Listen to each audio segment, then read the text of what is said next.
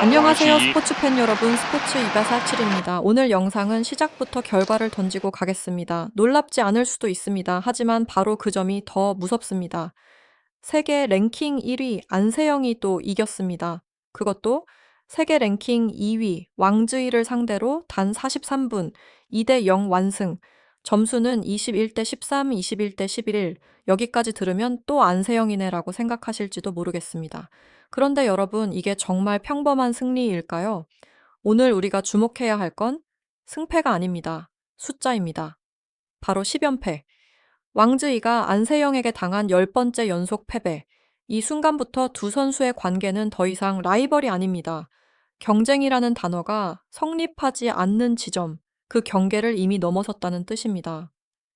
스포츠에서 가장 잔인한 순간은 박빙의 패배가 아닙니다. 이길 수 없다는 사실을 스스로 깨닫는 순간입니다. 그리고 오늘 결승전은 바로 그 장면을 고스란히 보여줬습니다. 경기 시작 전만 해도 많은 전문가들은 이번엔 다를 수도 있다고 말했습니다.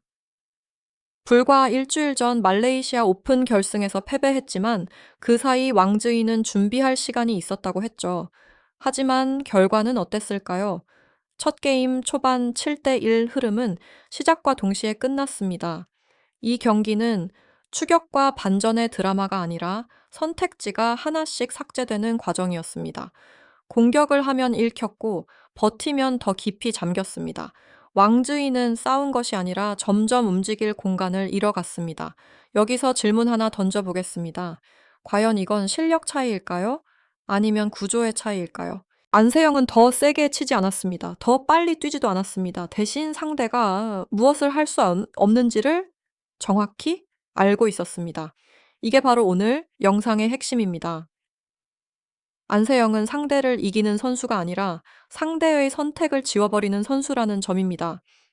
여러분, 지금 우리가 보고 있는 건 한 경기의 승리가 아닙니다. 하나의 시대가 굳어지는 장면입니다. 왜 세계 정상급 선수들이 안세영 앞에서 평범해지는지, 왜 결승전조차 긴장감이 사라지고 있는지 오늘 영상에서 그 구조를 하나씩 풀어보겠습니다. 끝까지 보시면 왜 안세영을 막을 수 없는가에 대한 답이 분명해질 겁니다. 영상이 시작되기 전에 부탁 하나만 드릴게요. 이런 깊이 있는 스포츠 분석이 마음에 드신다면 좋아요 한번, 그리고 구독은 스포츠 2배4할질에 정말 큰 힘이 됩니다. 자, 그럼 이제 본격적으로 안세영이라는 이름이 어떻게 기준이 되었는지 그 첫 번째 이야기부터 시작해 보겠습니다. 이제 두 번째 이야기로 들어가 보겠습니다. 이번 결승전이 왜 단순한 2대 0 승리가 아니었는지, 그리고 왜 43분이라는 시간이 그토록 상징적인 숫자인지를 짚어볼 차례입니다. 많은 분들이 이렇게 말합니다. 점수 차이가 크지 않네? 하지만 이 말은 이 경기의 본질을 완전히 놓친 해석입니다. 진짜 격차는 점수판이 아니라 과정의 밀도에 있었습니다. 1게임 초반 안세영은 서두르지 않았습니다. 강하게 몰아붙이지도 않았고 리스크가 큰 공격을 연속으로 시도하지도 않았습니다. 대신 랠리를 길게 가져가며 왕즈이의 첫 선택, 두 번째 선택, 그리고 세 번째 선택까지 차분히 관찰했습니다. 마치 상대의 플레이북을 한 장씩 넘겨보는 듯한 운영이었죠. 그 결과가 바로 7대1이라는 초반 스코어였습니다. 이 숫자는 단순한 리드가 아니라 너의 기본 설계는 이미 파악됐다라는 선언에 가까웠습니다. 왕즈이는 여기서부터 어려운 선택을 강요받습니다. 더 공격적으로 나갈 것인가? 아니면 실수를 줄이기 위해 안정적으로 갈 것인가? 문제는 어느 쪽을 택해도 답이 없었다는 점입니다. 공격을 선택하면 안세영의 수비와 전환에 막혔고, 안정적인 플레이를 택하면 랠리의 길이에서 체력과 집중력이 먼저 소모됐습니다. 이것이 바로 안세영 경기의 무서운 구조입니다. 상대가 잘못해서 지는 게 아니라 어떤 선택을 해도 이기기 어려운 판이 이미 짜여 있다는 겁니다. 1게임 중반 왕즈이가 서브 15대 13까지 따라붙었을 때 잠깐의 긴장감이 흐르기도 했습니다. 일부 팬들은 흐름이 바뀌는 거 아니야? 라고 생각했을지도 모릅니다. 하지만 바로 그 순간이 안세영이 기다리던 지점이었습니다. 표정 하나 바꾸지 않은 채 템포를 한 단계 끌어올렸고 짧은 랠리와 깊은 코스를 섞어가며 연속 득점을 만들어냈습니다. 결과는 6연속 득점, 그리고 1게임 종료. 이 장면은 단순한 집중력의 차이가 아니라 경기를 끊어내는 타이밍을 아는 선수와 그렇지 못한 선수의 차이를 보여줬습니다. 이 게임에서는 그 차이가 더 선명해졌습니다. 스코어는 비슷해 보였지만 내용은 훨씬 더 일방적이었습니다. 안세영은 랠리의 속도를 자유자재로 조절하며 왕즈이를 특정 위치에 고정시켰습니다. 좌우로 흔드는 대신 한 박자 늦춘 드롭과 깊은 클리어로 판단을 늦췄고 그 미세한 지연이 왕즈이의 공격 정확도를 무너뜨렸습니다. 이때부터 실수는 기술 문제가 아니라 결정 장애의 결과로 나타나기 시작합니다. 여기서 하나의 가설을 세워볼 수 있습니다. 안세영은 경기에서 점수를 따내기 전에 먼저 상대의 결정권을 빼앗는다. 무엇을 할지 스스로 확신하지 못하는 순간 선수는 가장 약해집니다. 그리고 그 약해진 순간을 안세영은 절대 놓치지 않습니다. 그래서 이 경기는 치열한 공방처럼 보이면서도 실은 아주 차분하게 설계된 흐름이었습니다. 이쯤 되면 이런 질문이 자연스럽게 떠오릅니다. 과연 왕즈이가 못한 걸까요? 아니면 안세영이 너무 잘한 걸까요? 이 질문에 대한 답은 다음 이야기에서 더 분명해집니다. 세 번째 이야기에서는 왕즈이라는 선수의 입장에서 이 경기를 다시 바라보며 왜 이 패배가 단순한 패배 이상으로 받아들여질 수밖에 없는지 살펴보겠습니다. 계속해서 스포츠 247과 함께 해주세요.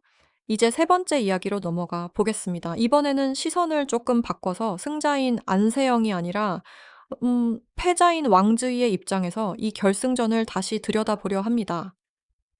왜냐하면 이 경기는 단순한 패배가 아니라 한 선수의 심리 구조와 커리어 국면을 바꿔놓을 수 있는 분기점이었기 때문입니다. 왕즈이는 결코 약한 선수가 아닙니다.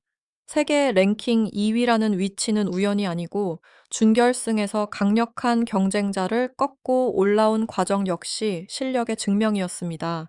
공격력, 스피드, 체력 모두 최상위권에 속합니다. 하지만 문제는 상대가 안세영일 때입니다.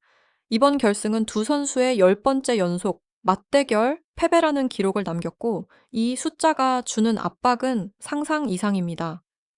스포츠 심리학에서는 이를 반복 학습 효과라고 부릅니다. 같은 상대에게 계속 패배할 경우 선수의 뇌는 경기 시작 전부터 특정 결론을 예측하기 시작합니다.